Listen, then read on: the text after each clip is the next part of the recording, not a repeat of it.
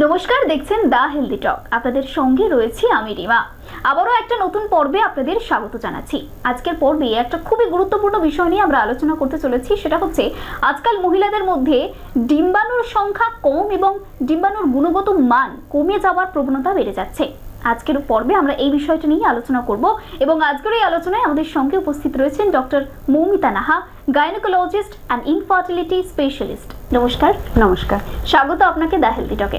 একেবারে শুরুতেই আমি যেটা বলছিলাম যে এই ডিম্বাণুর সংখ্যা কম হওয়া এবং তার গুণগত মান কম হওয়া, যেটা আমাদের আজকের আলোচনা বিষয়। প্রথমত এই মহিলাদের, যে সকল মহিলাদের ডিম্বাণু কম থাকে, কেন থাকে? আমি আর একটু ইন্ট্রো দিয়ে এটা স্টার্ট করব। মানে ছেলেদের সঙ্গে মেয়েদের যেটা বেসিক ডিফারেন্স, মানে আমাদের এভাবেই তৈরি করা হয়েছে, মানে ভগবানই তৈরি করেছেন এইভাবে যে ছেলেরা যতদিন বাঁচবে তাদের শরীরে নতুন নতুন স্পাম প্রোডাকশন হতে থাকে। মেয়েদের ক্ষেত্রে সিনারিওটা একটু আলাদা। প্রত্যেকটি মেয়ে একটা নির্দিষ্ট সংখ্যক ডিম নিয়ে জন্মগ্রহণ করে এবং তারপরে যখন মেনস্ট্রুয়েশন চালু হয় প্রত্যেকবার মেন্সের সাথে সাথে কিছু কিছু করে ডিম নষ্ট হতে থাকে। তারপর একটা নির্দিষ্ট বয়সে গিয়ে সেই ডিম্বাণুর সংখ্যা ক্রমশ কমতে কমতে নিঃশেষ হয়ে যায়, যেটাকে আমরা মেনোপজ বলি। তো এবার কোনো কোনো মহিলার ক্ষেত্রে দেখা যায় এই যে খরচা হয়ে যাওয়ার ডিমগুলোর এটা সংখ্যা বেশি, মানে প্রত্যেক মাসে তারা একটু বেশি বেশি খরচা করে ফেলেন। এবং নর্মাল মেনোপোজের আমাদের যেটা এজ, আমাদের কনসেপশন হচ্ছে 50 বছরে গিয়ে মেয়েদের মেনোপোজ হয়। তাদের ক্ষেত্রে হয়তো দেখা গেল 35-এ পৌঁছাতে না পৌঁছাতেই তাদের ডিমের সংখ্যা ভীষণ ভীষণ কমে গেছে। ঠিক আছে, তো এই যে তাড়াতাড়ি খরচ করে ফেলার প্রবণতা, এটা কাদের ক্ষেত্রে হয়? অনেক ক্ষেত্রেই এটার কোনো কারণ ধরা পড়ে না। তো আমরা এরকম 30 বছর ইভেন 25 বছরের মেয়েদের দেখেছি যাদের শরীরে ডিমের সংখ্যা ভীষণ কম, কিন্তু তাদের অ্যাপারেন্টলি কোনো রোগ নেই। তো মোস্ট অফ দ্য কেসেসে এটা ইডিওপ্যাথিক, অর্থাৎ এটার কোনো কারণ ধরা পড়ে না। কিছু কিছু ক্ষেত্রে এটা জেনেটিক। হয়তো আমরা যখন পেশেন্টের হিস্ট্রি নিচ্ছি তখন জানা যাচ্ছে তার খুব তাড়াতাড়ি মেনোপোজ হয়ে গেছিলো। কিন্তু আগেকার দিনে যেহেতু খুব কম বয়সে বিয়ে হতো, ধরুন তার মার 18 বছর বয়সে বিয়ে হয়ে গিয়ে 25 বছরের মধ্যে 3টে সন্তান হয়ে গেছে, তারপর উনি আর চেষ্টা করেননি। কিন্তু তার বিয়েই হয়েছে 30 বছর বয়সে এবং তখন টেস্ট করে দেখা যাচ্ছে তার ডিম্বাণু শেষ। তার মায়েরও হয়তো 30 বছরে ডিম্বাণু শেষ হয়ে গেছিলো, কিন্তু যেহেতু তার আগেই তার ফ্যামিলি কমপ্লিট হয়ে গেছে তিনি এটা জানতেও পারেননি। তো অনেক ক্ষেত্রে এটা ফ্যামিলিতে রান করে, তাড়াতাড়ি ডিম শেষ হয়ে যাওয়ার প্রবণতা। থার্ড হচ্ছে, আমরা এটা খুব কমনলি দেখেছি যাদের অন্য ধরনের কোনো এন্ডোক্রিনোলজিক্যাল ডিসঅর্ডার থাকে, যেমন ধরুন যে সমস্ত মহিলারা থাইরয়েডের সমস্যায় ভোগেন তাদের ক্ষেত্রে কিন্তু ডিম্বাণুর সংখ্যা অন্যান্য মহিলাদের তুলনায় একটুখানি কম পাওয়া যায়। আর চতুর্থ যেটা অ্যাট্রোজেনিক, কোনো মহিলার ওভারিতে কোনো বড় সিস্ট আছে, চকলেট সিস্ট, আপনি জানেন খুব কমন এটা, এবং তার চকলেট সিস্টের অপারেশন হয়েছে।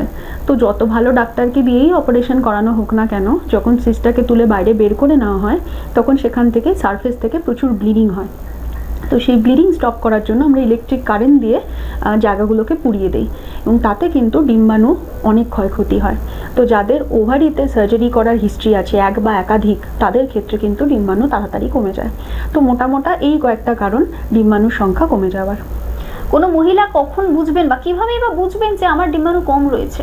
নিজেদের বোঝার মধ্যে হচ্ছে যেটা কমন সিমটমস, যাদের ডিম্বাণু কমে যায় তাদের ক্ষেত্রে আমরা দেখেছি মেনস্ট্রুয়েশন সাইকেলের লেন্থ কমে যাওয়া। মানে নর্মালি আমরা জানি প্রত্যেক 28 থেকে 30 বা 32 দিন পর পর মেয়েদের মাসিক হয়, কিন্তু যে সমস্ত মহিলার ডিম্বাণু সংখ্যা কমে আসছে তাদের সাইকেলটা ছোট হয়ে যায়। তারা আমাদের বলেন কি আমাদের প্রতি 23 থেকে 24 দিন পর পর মেন্স হয়ে যাচ্ছে। তো যদি সাইকেল লেন্থ কমে যায় তাহলে একটু অ্যালার্ট হয়ে যেতে হবে কি ডিম্বাণুর সংখ্যা সম্ভবত কমে আসছে।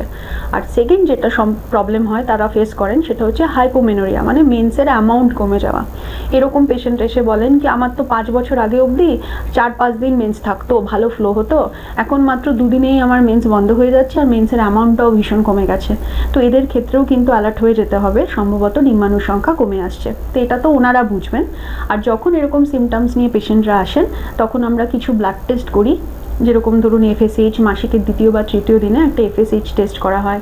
আরেকটা খুব গুরুত্বপূর্ণ টেস্ট হচ্ছে AMH বা অ্যান্টিমুলেরিয়ান হরমোন, যেগুলো আমাদের বুঝতে সাহায্য করে কি ডিম্বাণুর সংখ্যা কীরকম আছে। যদি কোনো মহিলার FSH লেভেল খুব হাই হয় আর AMH লেভেল খুব লো হয়, এগুলো ইন্ডিকেট করে কি তার শরীরে ডিম্বাণু কমে আসছে। প্লাস আমরা আল্ট্রাসোনোগ্রাফিতে যখন ডিম্বাশয় দেখি তার মধ্যে ডিমের ঘর গোনা যায়, তো যদি দেখা যায় কোনো মহিলার দুদিকের ডিম্বাশয় মিলিয়ে ডিম্বাণুর সংখ্যা ভীষণ ভীষণ কমে আসছে, সেটাও আমরা তখন মহিলাকে ইনফর্ম করে দিই কি আপনার কিন্তু ডিম্বাণু কমে আসছে। ডিম্বাণুর সংখ্যা কম আর বন্ধ্যাত্ব এই দুটো কি এক? বন্ধ্যাত্ব আর ডিম্বাণুর সংখ্যা কম একেবারে সিনোনিমাস না হলেও খানিকটা রিলেটেড তো বটেই। তার কারণ হচ্ছে ডিম্বাণুর সংখ্যা যত কমবে নর্মাল কনসেপশন হওয়ার চান্স তত কমবে। বাট তার মানে এই নয় যে কারোর ডিম্বাণু কমে গেছে তার মানে তার প্রেগনেন্সি আসার সম্ভাবনা 0%। তো নর্মাল ট্রাই তো অবশ্যই চালিয়ে যেতে হবে, কিন্তু ডিম্বাণুর সংখ্যা কম এটা যদি ডক্টর বলে দিয়ে থাকেন মাথায় রাখতে হবে কি নর্মাল কনসেপশন হতে পারে, কিন্তু সম্ভাবনা যত মাস যাবে আস্তে আস্তে আরও কমে আসবে, কারণ প্রত্যেকবার মেন্সের সময় আরও কিছু কিছু করে ডিম নষ্ট হয়ে যাবে। তো মানসিকভাবে প্রস্তুতিও নেওয়া স্টার্ট করে দিতে হবে কি সম্ভবত সাহায্য নিয়ে প্রেগনেন্সি নিতে হবে।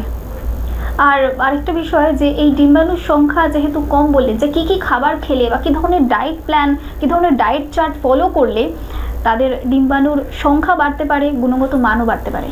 দেখুন, আনফর্চুনেটলি ডিম্বাণুর সংখ্যা বাড়ানোর জন্য কোনো চিকিৎসা নেই। হ্যাঁ, আমাদের ভগবান যতটুকু ডিম দিয়ে পাঠিয়েছেন সেটা যখন শেষ হয়ে আসছে আমাদের কাছে কোনো চিকিৎসা নেই যেটা দিয়ে আমরা আবার নতুন করে ডিম্বাণু উৎপাদন করতে পারি।